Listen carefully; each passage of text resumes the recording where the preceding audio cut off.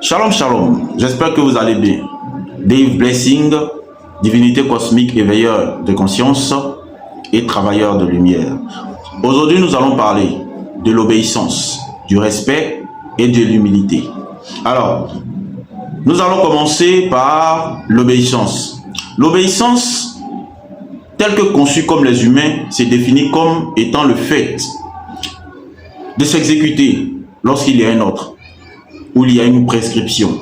Et donc, lorsqu'on dit que celui-là il est obéissant, c'est parce que nous, lorsque nous disons à quelqu'un de faire une chose, ou lorsque nous envoyons cette personne accomplir une tâche, automatiquement nous disons que cette personne, elle est obéissante, parce qu'elle suit ce que nous voulons qu'elle fasse. Dans l'armée, on nous dit, vous obéissez d'abord, ensuite, vous réfléchissez après. Donc, ce qui signifie que lorsqu'un ordre a été donné, nous obéissons d'abord et ensuite nous réfléchissons. Dans la religion, je dirais à l'église, pour faciliter la tâche à la compréhension, on nous dit que l'obéissance vaut mieux que les sacrifices. Et donc, lorsque l'homme de Dieu parle, donne un enseignement, donne un conseil, donne une prescription, nous obéissons parce que l'obéissance vaut mieux que les sacrifices. Alors, mais je vous pose une question.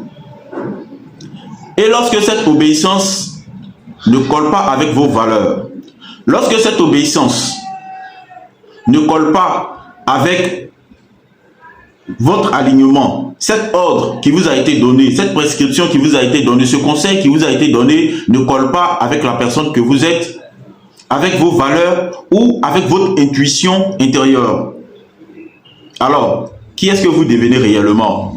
Est-ce que vous ne devenez pas le mouton noir? Est-ce que vous ne devenez pas le rebelle, le désobéissant? Alors, lorsqu'on conteste un ordre, alors on parle de désobéissance et on parle ensuite de rébellion. Mais je vous pose une question. Est-ce que l'obéissance telle que conçue n'est pas une invention humaine dans le but d'asservir, d'esclavagiser, de manipuler les gens?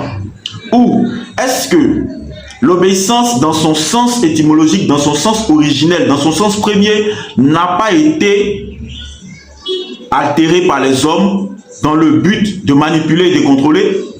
Voici la première question que je vous pose. Nous allons passer ensuite à la deuxième question, plutôt au deuxième enseignement qui est celui du respect. Alors, nous allons parler maintenant du respect. Le respect, dans son sens tel que conçu par les humains, c'est le fait de donner de la valeur à une personne, soit âgée que nous, ou soit plus titrée que nous. Dans le sens où, lorsque cette personne est là, nous bougeons. C'est-à-dire, nous baissons, nous clignons des yeux, nous baissons les yeux, nous baissons la tête. Et lorsque cette personne parle, automatiquement, nous le faisons. Ou même, lorsque cette personne, par exemple, fait des bêtises, nous la fermons. Nous nous taisons parce que nous respectons cette personne. Ou même, dans la religion telle que conçue, lorsque l'homme de Dieu fait des conneries, on la ferme, on se tait parce qu'il est garant du spirituel, il est relié directement à Dieu et donc, nous ne devons pas remettre en question ce qu'il a fait. Parce que le faire, c'est être maudit, c'est se maudire soi-même.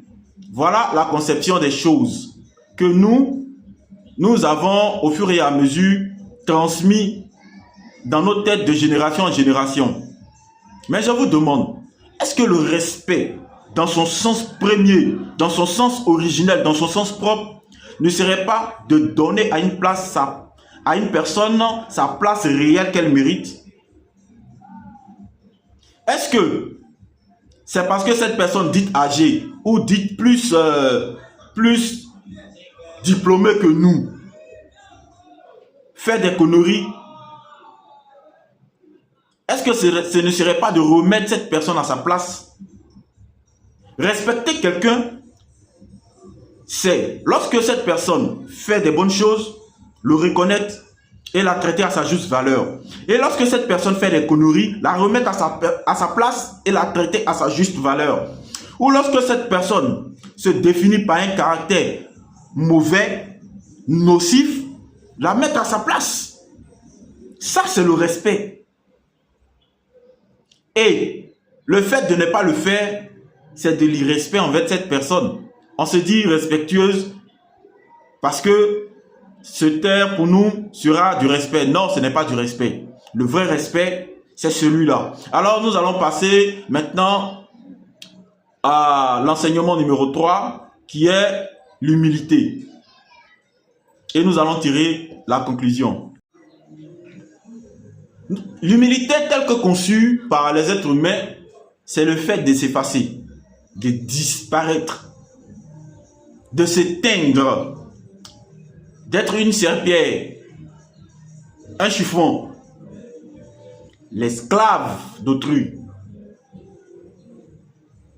Voilà ce que c'est que la définition de l'humilité pour la religion, pour la société, pour les êtres humains aujourd'hui.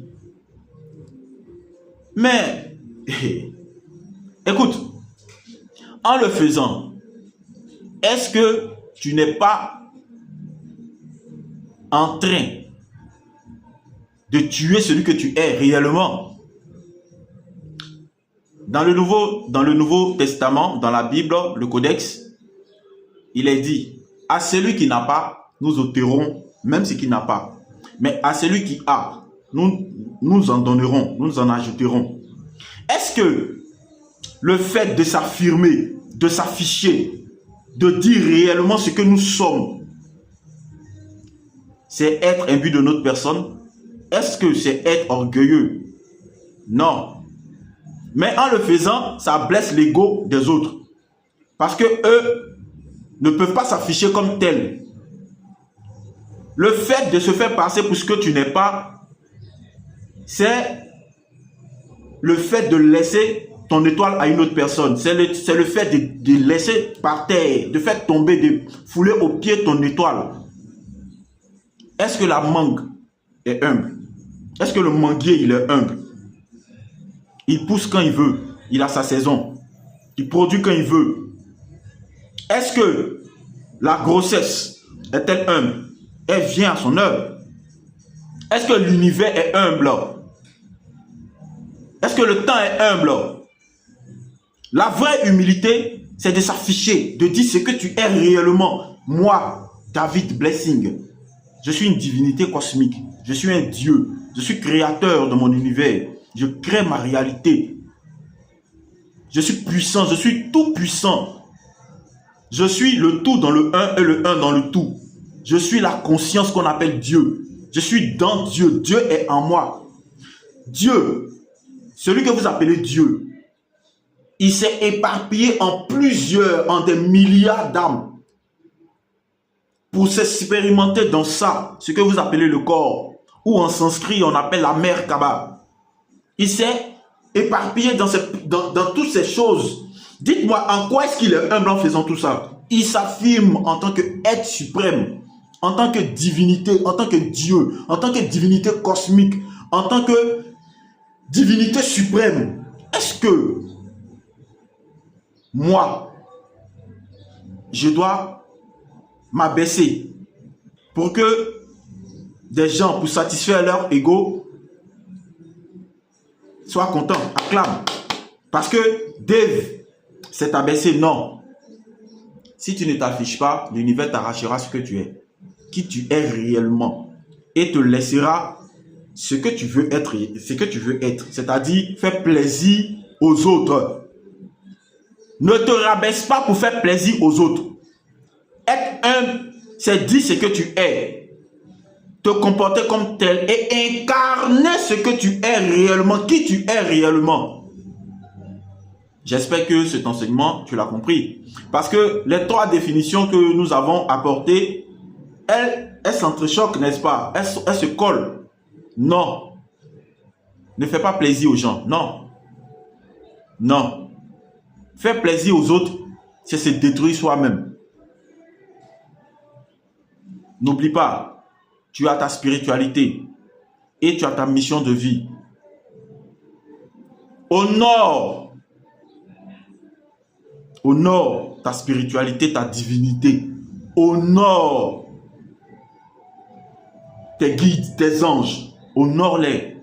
Honore ton âme, ta conscience, car c'est celle que tu es réellement. Oui. Et ne te rabaisse même pas pour faire plaisir à quelqu'un. Non. Parce que lorsque tu te rabaisses pour faire plaisir à une personne, c'est détourner ton étoile au profit de cette personne. C'est fouler au pied ton étoile au profit de cette personne. Et ne fais jamais cela. Je parle aux futurs éveillés, à ceux qui sont sur la voie de l'éveil. Contactez-moi dans les numéros qui seront affichés et les liens de mes différents réseaux sociaux qui seront affichés. Paix et joie, chers semblables, chère divinité. Et d'ici là, portez-vous bien pour la prochaine vidéo.